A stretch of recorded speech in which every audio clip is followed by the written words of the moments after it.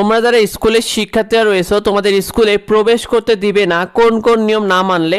দেখো একটা নোটিশ ইতিমধ্যে সব জায়গায় ছড়িয়ে গেছে স্কুলের নিয়মের নোটিশ নিয়ে, আমরা অনেক জায়গায় দেখতে পাচ্ছি। তো স্কুলের নিয়মে এই নোটিশটিতে দেখা যাচ্ছে যে নোটিশ অনুযায়ী 15 এপ্রিল থেকে ছবির মতো চুল ছাঁটাই করে আসতে হবে এবং নখ কেটে আসতে হবে। দেখো সামনে কেমন হবে, পিছনে কেমন হবে, বামে কেমন হবে এবং ডানে কেমন হবে, 4 রকমের ছবি দেওয়া হয়েছে। এভাবে চুল কাটতে হবে আর এই নিয়মটি না মানলে শাস্তি দিবে।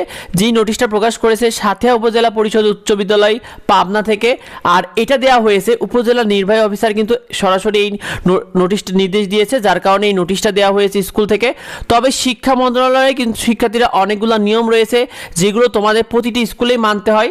দেখো আগে তোমাদেরকে জানিয়ে দিই কোন কোন স্কুলে আসলে এই নিয়মগুলো কঠোরভাবে মানা হয়।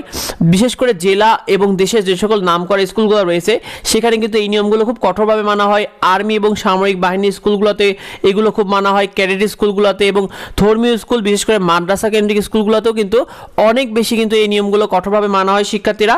তবে শিক্ষা মন্ত্রণালয়ের যে নিয়ম অনুযায়ী দেখো শিক্ষা মন্ত্রণালয়ের যে নিয়মটা রয়েছে সেই নিয়মে বলা রয়েছে যে প্রতিটি স্কুল শিক্ষার্থীকে স্কুল ড্রেস পরে আসতে হবে।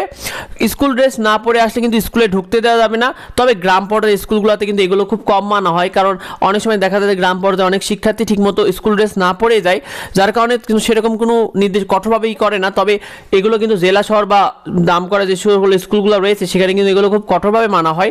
সেই সাথে স্কুলে ব্যাজ ও আইডি কার্ড সাথে রাখতে হবে, এটা কিন্তু শিক্ষা মন্ত্রণালয়ের নিয়ম রয়েছে। ভদ্র মার্জিতভাবে চুল কেটে আসতে হবে। দেখো এই চুল কাটার যে বিষয়টা, যেটা অনেকে সামাজিক যোগাযোগ মাধ্যমে এটা নিয়ে কথা বলছে, তবে এটা কিন্তু শিক্ষা মন্ত্রণালয় থেকে এই নিয়মটা রয়েছে যে ভদ্র বা মার্জিতভাবে আসলে স্কুলে চুল কেটে আসতে হবে শিক্ষার্থীদেরকে। এই বিষয়টা কিন্তু সত্যিই বলা হয়েছে আগে থেকেই।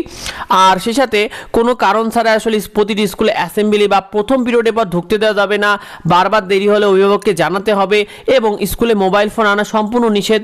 শিক্ষার্থীরা এই বিষয়টা আসলে তোমাদের কাদের কাদের স্কুলে মানা হয় কমেন্টে অবশ্যই আমাদেরকে জানিও। আর এই বিষয়টা বেশি বেশি করে তোমার বন্ধুদের মধ্যে শেয়ার করে দাও, যাতে এই বিষয়টা অন্যরা তাদের কমেন্টে তাদের মতামতটি জানাতে পারে। দেখা হয় পরবর্তী ভিডিওতে পরবর্তী আপডেটে। ধন্যবাদ সবাইকে।